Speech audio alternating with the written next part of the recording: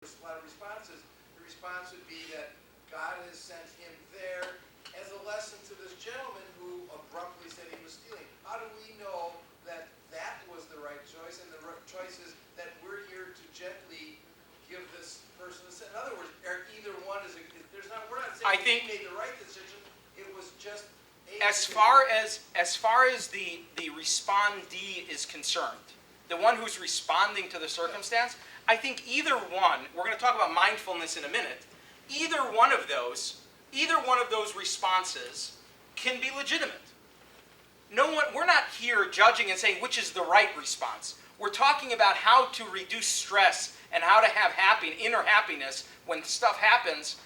Be aware that there is a reason. That alone, the idea alone, be here right now, and there's something to be accomplished right here. That knowledge alone can help reduce the kind of stresses that constantly plague us. So what the response is, how I choose to respond, the key factor is I'm choosing to respond in one way or the other. I'm not losing it over it. That's the key factor here. So really how we responded, whether it was passive or not, is really immaterial. That is correct. As long as they took it as a sign, as long as they took it as a trigger, they recognize that, and they are now choosing to respond in one way or another versus being acted upon. We're going to pick this up a little bit later. Hang in there. We got still quite a bit to cover, so I'm sorry.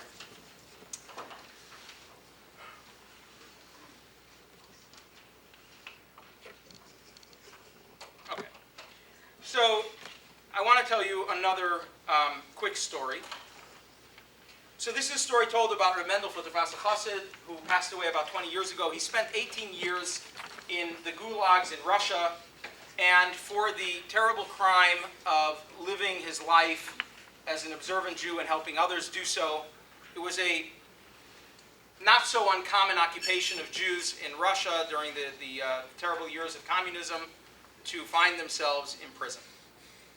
And when he was placed there, when he was put there in one of the stops that he had in one of the camps, he was among writers and very creative people, political dissidents, all people who had crimes against the Mother Russia, and they were sitting around sort of lamenting the new regime. This is in the 30s, the new regime, and they're lamenting their state and how they had gotten an education and they had built up careers and they had accomplished so much, and here they were stuck in jail, and they were devastated. Their lives had come to an end. They were finished. They may never see the outside again. Even if they were, their careers and everything about them, their families, their careers, everything was lost. And what was going to be with them? And there they saw Reb Mendel sitting there, and he was quite, this goes to what you were describing, Michael, this is why I thought of it, he had sort of a peaceful expression on his face. And they looked at him, and it was maddening. They're all, talking and this, and here he is sitting quietly with almost a peaceful expression. And so they said to him, "What's wrong with you?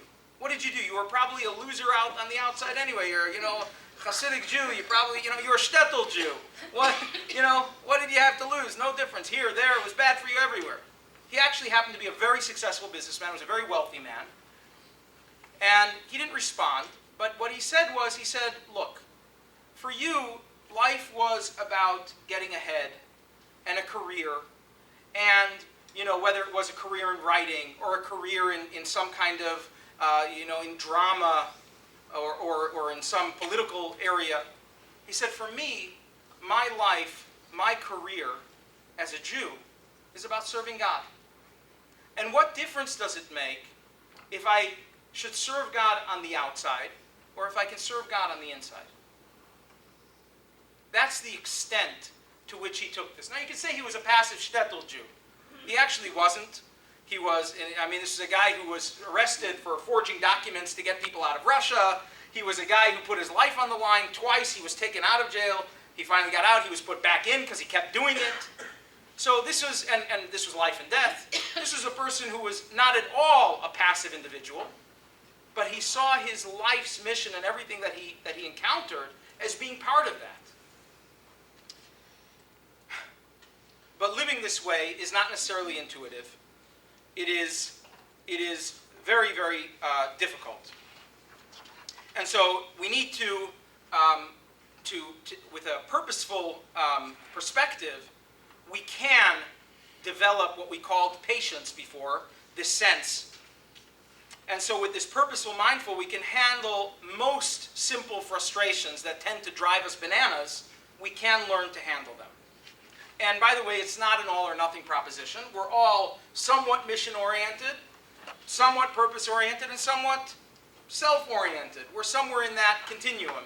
And that's why all of us suffer from this to some extent or the other.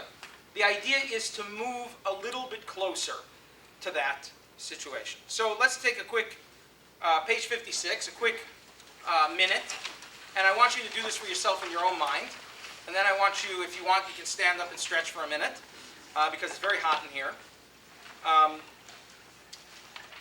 So think for a minute about a recent hassle. What did I need out of life at that moment? And perhaps another way to ask the question that we spoke about earlier is, what was needed from me at that moment? What could my mission have possibly been?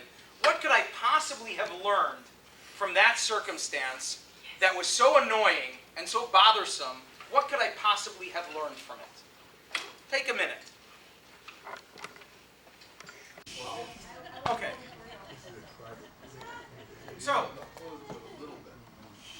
our first strategy for dealing with the little things is this idea of bearing in mind that we have purpose in everything we do and everywhere we are. We call it hashgacha pratis, or divine providence. That is a way of dealing with the stresses of the little things in life. We have another problem. We have another issue. We're busy beyond belief. We are so scattered. We're so fragmented. We're so pulled in every which direction that alone makes us, like we say, it makes us meshugget. It makes us nuts. We don't have time to stop, to think, to smell the roses. We're so busy. And the stress that adds is absolutely remarkable. So what do we do with this? So before I want to start with that question, I want to ask very simply, real quick. So would you consider yourself right now to be relatively happy? If you're relatively happy, raise your hand. If you're relatively on the happy side, if you're on the sad side, just wait a second. So if you're relatively happy, raise your hand. If you're okay now, oh wait, we got about half and half. Are you relatively sad right now? Wow. Up, one, two, a couple. Okay, okay. Now, I want you to take a second and think about everything you need to do in the next 2 days. All of the tasks that you have that you need to accomplish the next 2 days. Huh? All of the things you need to do the next 2 days. Just think of all the things. In real life. Right, you're never going to get to all of them, right? So does that make you happier or a little less happy? Very stressed. Very stressed just thinking about it. Wow, I mean, we didn't really even take any time on it to let it soak over us. But if we think about all of the things, just thinking about all the stuff that's coming our way is very stressful. And we deal with that from the minute we wake up in the morning to the minute we fall into bed at night. We are just, we're tight. Our strings are so taut. There's so much. So one way to do it is simplify your life, move up north, burn your house down, maybe get insurance. No, I didn't take that off. Whatever, go buy a place up north, just simplify, right? Go out in the boonies and hang out or whatever. Huh? Oh, fine, right, south is warmer, correct. It's warm, there's hurricanes there, don't ask. So that's one way to deal with it. But barring that kind of simplification, living off the land, we just have a lot of stuff, right?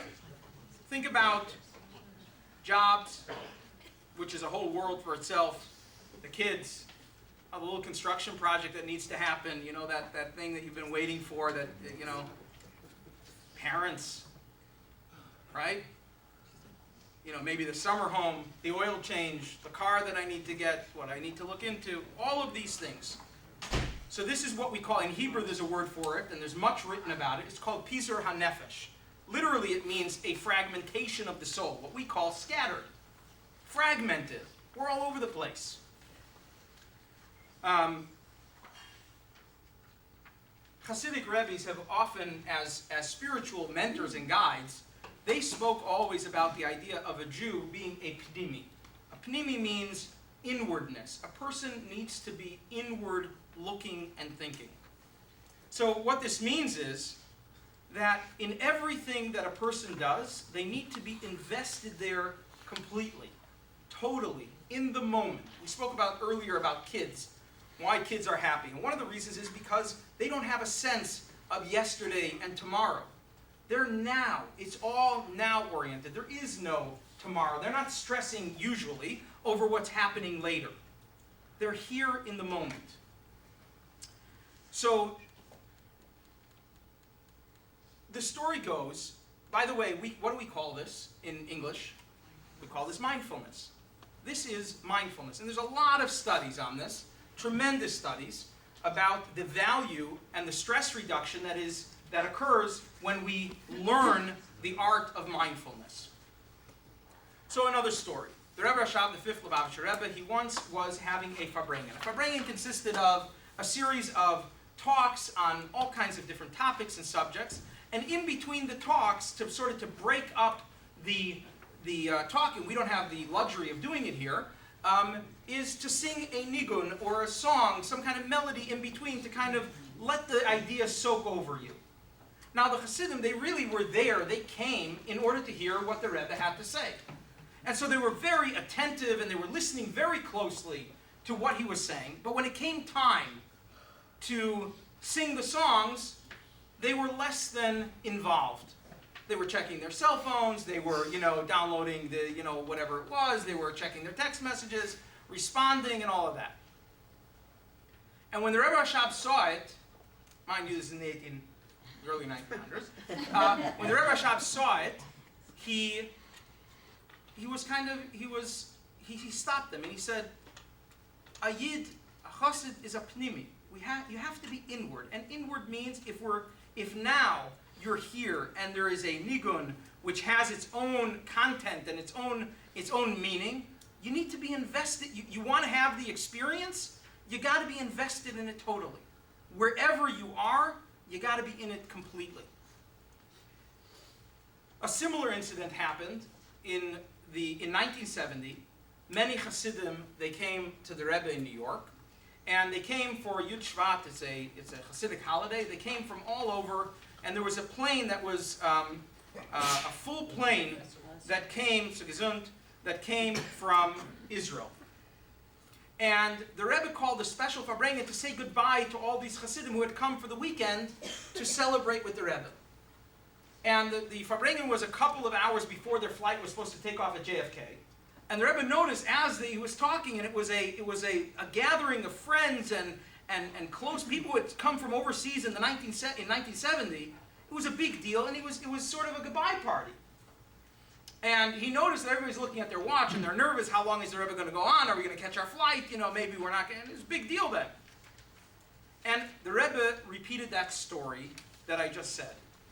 And then he told the following story. So 3 stories here. The following story. He said in 1920, his father-in-law, the previous Rebbe, this is the beginning, right after the Bolshevik Revolution, communist Russia, and they had started to really look very carefully into the affairs of the Rebbe, who was busy spreading Yiddishkeit despite the fact that it was illegal and it was very dangerous. Ultimately, the Rebbe ended up getting thrown in jail with a death sentence, being crippled in jail. It was miserable for these activities of spreading Judaism. But on this particular night, he was supposed to travel from Leningrad to Moscow. St. Peter, it was called Leningrad then, it changed the name, from Leningrad to Moscow, and it was 1 o'clock in the morning, and in 50 minutes, he was supposed to go to the train station, take a train, and go to Moscow. Now, traveling for a Jew, a full bearded Jew, especially somebody who they knew was under surveillance, And they knew that they were closing. They knew already that the circle was tightening around him. He was about to be arrested. It was nerve-wracking. His family was beside themselves. Sort of, I don't think they did it to the Rebbe, but they wished he wouldn't go anywhere. Don't travel, it's dangerous. They're going to pick you up. They're going to follow you. They're going to track your every movement and who you're meeting with. Everything was fraught with great danger. And the Rebbe, our Rebbe, he walked into the room. He was the son-in-law, the future son-in-law of the previous Rebbe. He walked into the room and he saw, so it was 50 minutes before the previous Rebbe's training was supposed to leave, he saw him engaged in writing a deep Hasidic discourse. Deep, profound, mystical ideas. He's sitting and writing, completely engaged and involved in the moment. As if unaware of any danger and anything that's going on around him. Completely unaware. And so the Rebbe exclaims, he said, I know that Hasidus teaches, I know that Jewish thought teaches, you have to be a pnimi, you have to be engaged in the moment. But to that extent, to the extent that your life is being put in danger in 50 minutes, and you're like completely oblivious? And so the previous Rebbe responded to him, that there's something called success in time.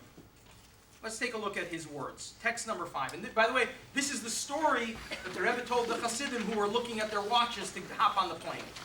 Marilyn, do you mind reading again? There is a concept called success in time. What does this mean? We cannot add actual time to the length of the day or night. But within the unalterable constraints of time, we can make the fullest use of it and utilize it to the maximum.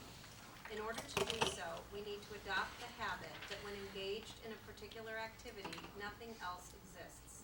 Anything that is not pertinent to the matter now at hand, whether it is something that we have previously done or that we need to later do, should be considered as if it does not exist. All we have is the present moment, but because this moment, brief as it is, will be free of all irrelevant thoughts and matters about the past or future, we will have the ability to fully utilize that moment. This is success in time. We call it multitasking today. Multitasking has been proven to be a tremendous, this adds stress in a tremendous kind of way. Multitasking is really unhealthy for our stress levels. So much so that many people are familiar. You ever call somebody on the phone, and I don't know what they call it. They call it like, email voice or something, where you call somebody on the phone and they're talking to you, but you know that they're not there. They're busy texting or emailing, or they're engaged somewhere else, and they say, what? Everybody has experiences, I'm sure. There's actually, so they have this term for it, right? So there's a Pew Research study that 4 out of 5, this is from 2010, so it's gotten worse, much worse since 2010. But in 2010, there was a study that showed that 4 of 5 adolescents sleep with their cell phone. To the point that Boston Children's Hospital is reporting hospitalization of, they describe it as an alarming number of children who are hospitalized now from exhaustion. Because they wake up in the middle of the night, or they get a text message or an email. We're shaking your head. How many adults wake up in the middle of the night and check their text messages or emails? Be honest. Me too. Me too. Some of us do. But it's sick. It's unhealthy. It's unhealthy. It's crazy. I'm not talking about an emergency situation. I'm talking about as a practice. As a practice. I sleep with my laptop. You sleep with your laptop.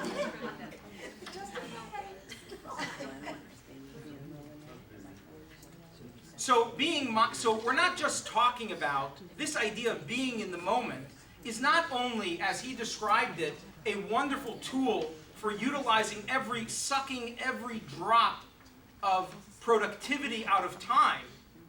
It is a phenomenal and proven way to reduce stress. So the question is, why is this important from a Jewish point of view? It's nice, it's great, it can reduce stress, add to our ability to be happy, because stress reduces that ability to be happy. So what's the Jewish angle on it, because it's a Jewish class? And the answer goes back to what we said earlier. If what I'm doing now was meant to be, just as we said earlier, then there's purpose in the here and now. It's not, nothing is just a means to an end. I didn't happen to get stuck in the airport and now I don't know what to do with myself because I don't have a schedule for it, and now I'm just waiting to get there. No. There's purpose here. The means is an end for itself. There's purpose in every step. And so if I'm engaged in something now, so one of two things. Either I need to make up my mind. If it's worthless activity, perhaps get rid of it, because what's the purpose in it? If I'm just, sitting around burning time, it's a great term, burning time, right? Killing time. If I'm just killing time and I'm all stressed out because I have all this stuff to do, okay, so grab one of them and focus and do it. It's not easy for everybody to do, and we all need a little downtime. But even the downtime, so be in the downtime completely. Turn off your phone, be in the downtime, regenerate, rejuvenate, and get back. Sleep, for God's sakes. Right? Huh? It's called Shabbos. That's exactly, by the way. It's called Shabbos. So, if we're engaged in something, be there completely. And I want to say, somebody told me this once in a class, and I found it brilliant, and I've used it a lot of times because it resonates with people. So many people today, we go to, there's really no stigma, I don't think, it's an overstatement, with going to a psychiatrist or a psychologist. And that's great. You don't have a psychiatrist.